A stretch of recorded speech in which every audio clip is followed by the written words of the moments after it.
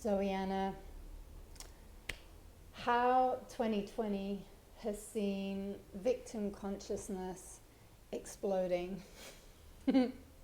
I'm tuning in and asking myself, okay, making sure this is true, what's coming through, and allow it to come through with the highest intention of love.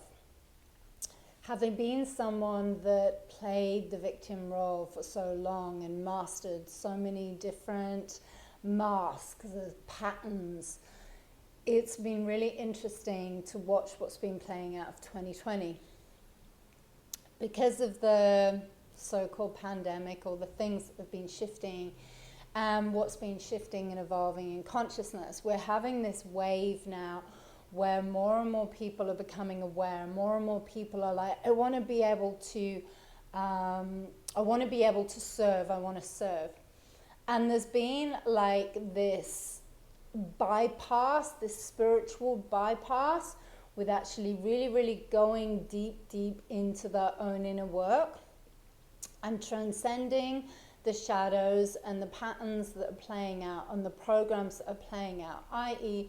learning how to go on that path of learning how to manage your own ship.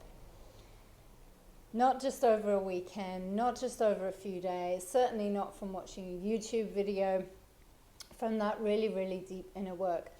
So what's happened is, because people have been called into response to help and assist, because they can see others around them going into panic, going into fear, all those fear programs being exacerbated, then they're wanting to fix, they're wanting to save, they're wanting to rescue. So all of these programs that are within codependency, programs and patterns that are playing out within the victim, because to see, they can't bear to see another suffering or going through a process, which may be a vital process for them learning how to wake up from the inside out, to see they need to be the change, to be diligent in those practices, to attend to their little life raft that you have, to be able to navigate your own shitstorm and your own stuff that's going on.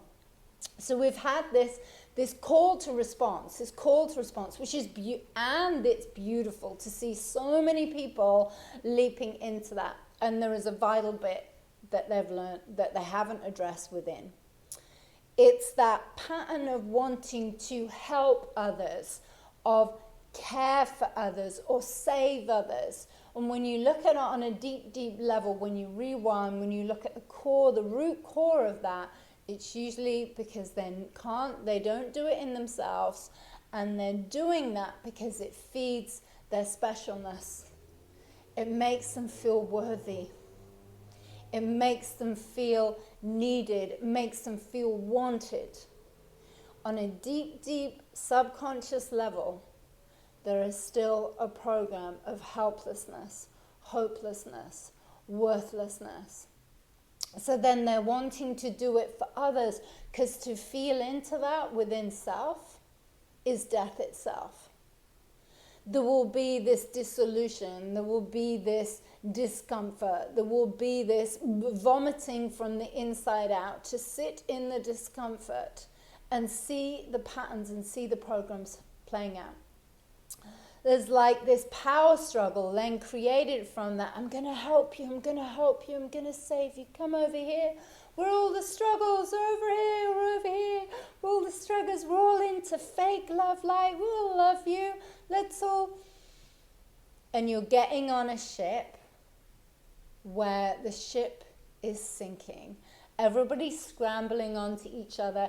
Everyone's feeding off one another, and they're in that same loop. But they're masking the victim consciousness, and anyone that's playing this are not going to want to hear this. Are not going to want to hear it. You have to be willing to go in time and time again, that dedication to filling up your cup, i.e. a practice like meditation. Being aware of your thoughts and your emotions moment to moment, moment to moment, moment to moment, as if your life depends on it. Then contemplating and seeing the patterns that are playing out We have it so much in so many of the personal development words. I'm going to help you. I'm going to save you. Oh, you're the savior. Oh, you're the helper. Oh my God, I indebt my life to you.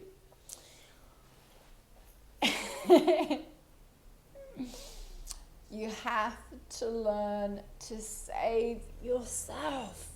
You may have to drown a little bit more. You may have to have more loss and more things taken away from you.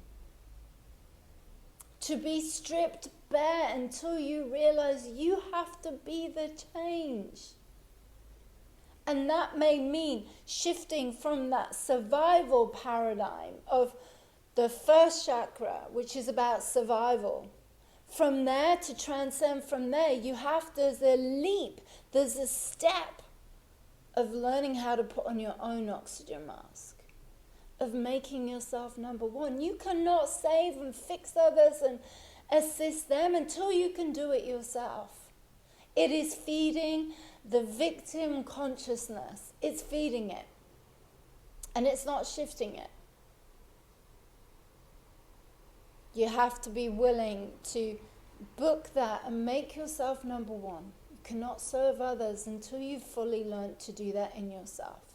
And then realizing the codependency that is playing out, that you're stuck in this program of codependency because it's feeding some form of specialness within yourself.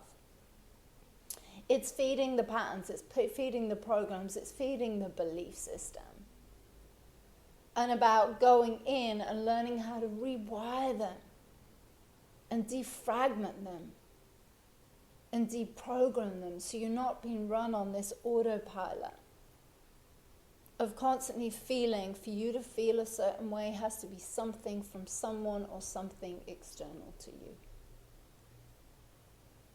That path, that step from codependency to learning about relationship with self. Relationship with self, learning how to take ownership of everything that comes up for you. When something goes off and you feel that your ship and your raft is sinking, then moment to moment, what do I need to attend to this right now?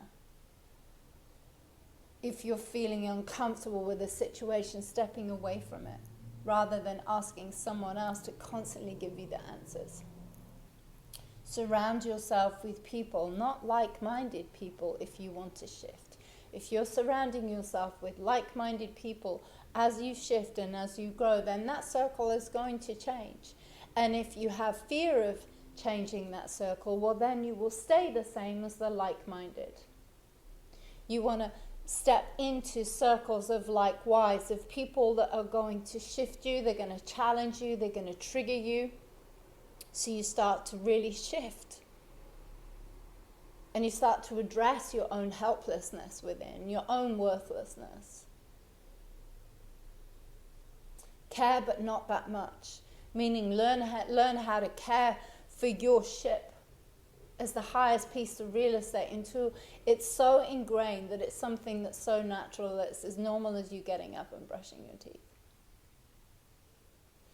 And care less of what other people think about you or their opinions. See them, then you're able to see them with loving compassion, then you're able to see them with loving kindness without judgment. Then you were ready to start stepping into being able to serve.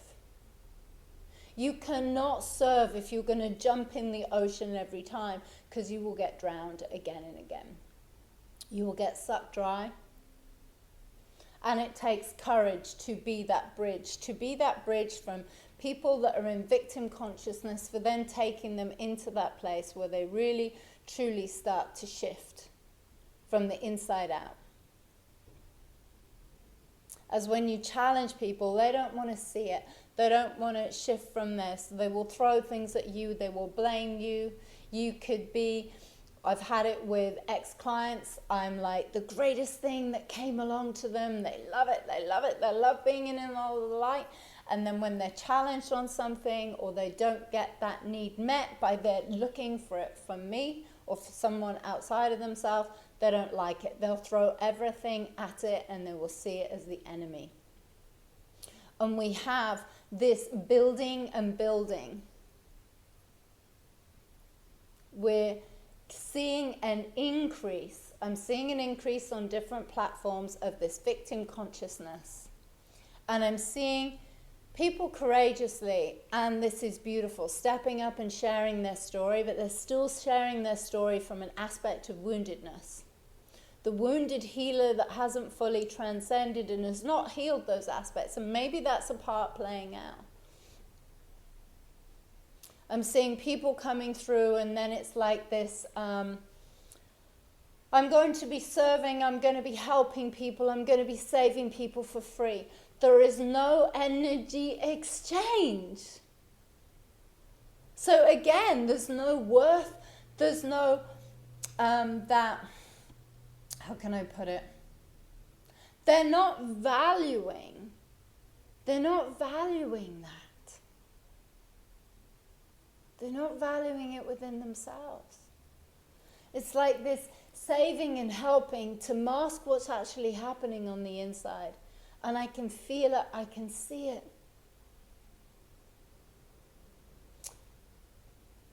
When you have that big, strong urge within to go out there and serve, then see what it is within yourself, first and foremost, of what it is within that you need to address within your own shadows, as your shadows will hold the gifts of your unique giftedness. Not the shadow aspect, but within the shadows, you need to go into it and then bring those gifts into the world and show up in your most real, most authentic self.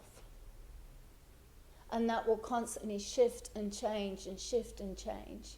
You have to be willing to step away from the safety zone of others that may be keeping you stagnant in what you're here to do.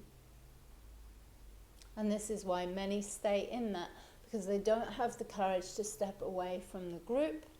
They need the group to feel safe, to feel honored, to feel held in that false light.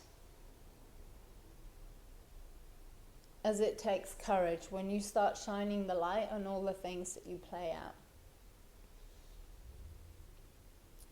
The victim consciousness was the hardest to break free of. And I even sat here now saying to myself, is there an aspect within me still playing out in that? And to allow and sit with that. And I got the message to share.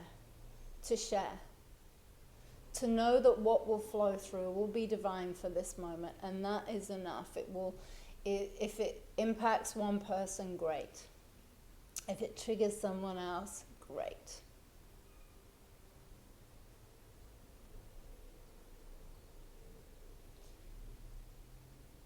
Your story is there to give you the experiences, to have the insights. It's not who you are. It's not who you are. My story is a blank slate now. It was simply there to learn lessons, to have insights, to have experiences, to then trigger a response within, to take me deeper into this journey of self. And to moment keep letting that go and showing up and being this vessel and allowing whatever resonance needs to flow through and knowing that is enough.